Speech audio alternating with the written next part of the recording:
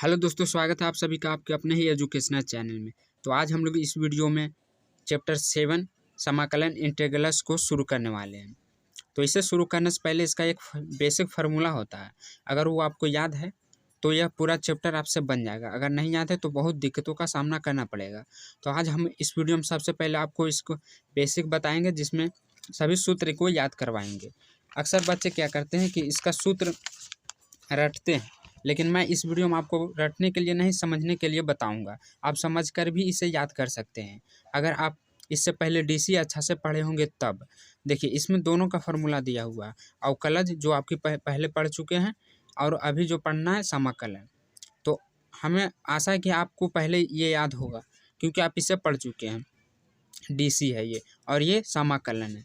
तो इसमें हम क्या बताएंगे कि अगर आपको ये फार्मूला याद है तो दूसरा भी आपको मानिए कि याद ही है, लेकिन हाँ, दोनों में से एक याद होना चाहिए आपको। जैसे आप अगर पहले आप अवकलज पढ़े हैं तो ये ज़रूर आपको याद होगा कि एक्स का डीसी 1 होता है, साइन का डीसी कोस होता है।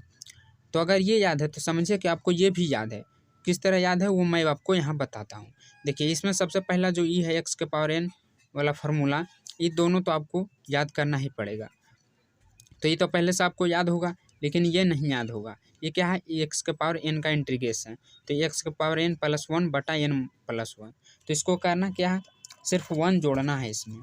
जैसे आपको एक दिया हुआ रहेगा, कोई प्रश्न में दिया हुआ रहेगा एक्स के पावर 6।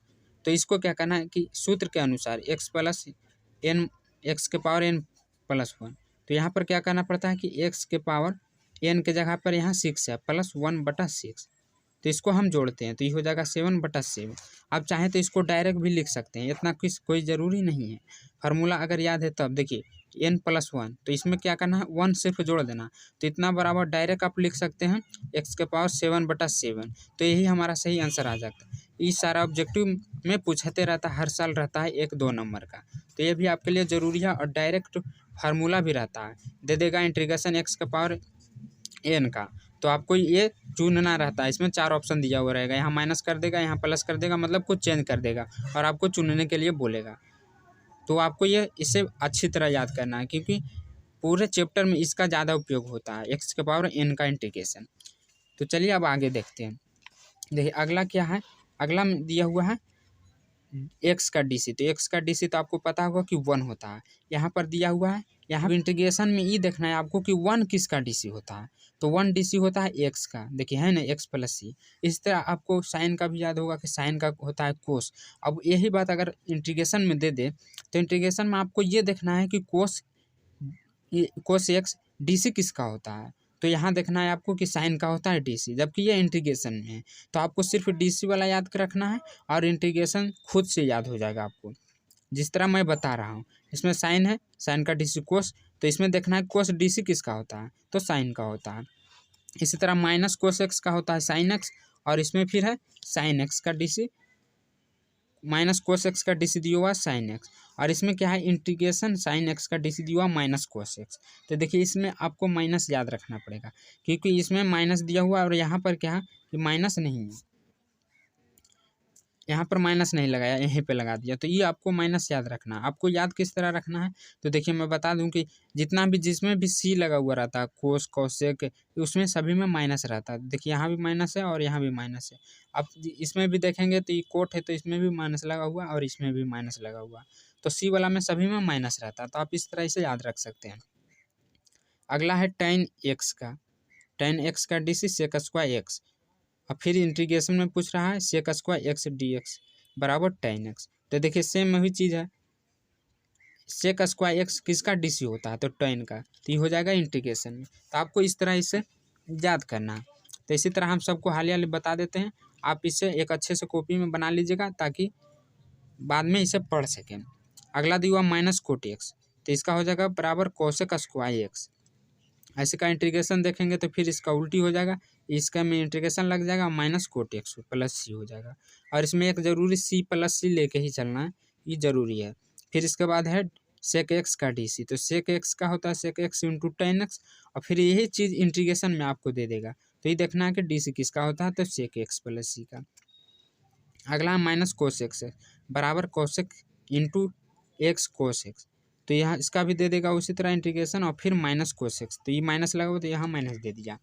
और बाकी का सूत्र ये पढ़ी है तो हम इसको अभी हाल ही आपको बता देते हैं। हमारा अगला दिया हुआ है साइन इन्वर्स एक्स का डी सी, तो इसका क्या होता है 1/√1 माइनस एक्स स्क्वायर। यही चीज़ आपको इंटीग्रेशन में दे देगा कि 1/√1 माइनस एक्स स्क्वायर बराबर वाट।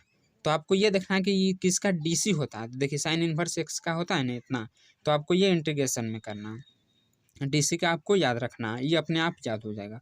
तो यहाँ दिया हुआ माइनस कोस इन्वर्स एक्स का 1/√1 minus x square D x बटा वही सूत्र दे दिया है। फिर यहाँ पर वही हो गया माइनस कोस इन्वर्स एक्स। अगला हम देखेंगे टेन इन्वर्स एक्स का, तो इसका होता है 1/1 प्लस एक्स स्क्वायर, और फिर इसका इंटीग्रेशन में करेंगे तो हो जाएगा फिर टेन इन्वर्स एक्स प्लस सी। ये आपको दे देगा, इतना आपको याद रखना है। तो इसी तरह आप सभी को कर लीजिएगा। मैं इधर छोड़ देता हूँ क्योंकि सभी सेम है। बाकी एक नीचे वाला देख लेते हैं। तो देखिए यहाँ पर से जो है ये बहुत कम उपयोग होता है, लेकिन होता है कभी कभी।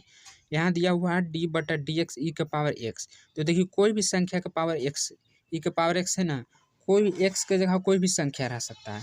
जैसे मान लीजिए कि इंटीग्रेशन e के पावर 6 दिया हुआ है, तो इसका भी इंटीग्रेशन e के पावर 6 ही होगा, और फिर जो ये कांस्टेंट है इसका 0 हो जाएगा, तो ये बराबर 0 आ जाएगा।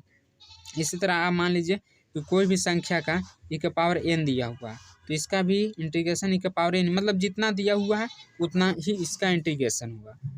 यहाँ पे डीसी में नहीं, इंटीग्रेशन में, हम इंटीग्रेशन की बात कर रहे हैं, तो उतना ही होगा, और डीसी में भी उतना ही होता है।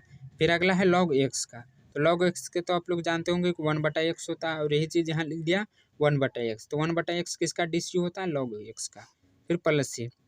और यहाँ पर एक है d/dx ए के पावर x बटा लॉग ए बराबर ए के पावर x। तो देखिए यही चीज़ दे दिया इंटीग्रेशन में, और फिर इसका उल्टा कर दिया है ए के पावर x बटा लॉग ए प्लस सी। देखिए इंटीग्रेशन बनाने के लिए इतना सूत्र काफ़ी, अगर आपको इतना याद है तो कहीं नहीं आपको दिक्कत होगा बनाने में।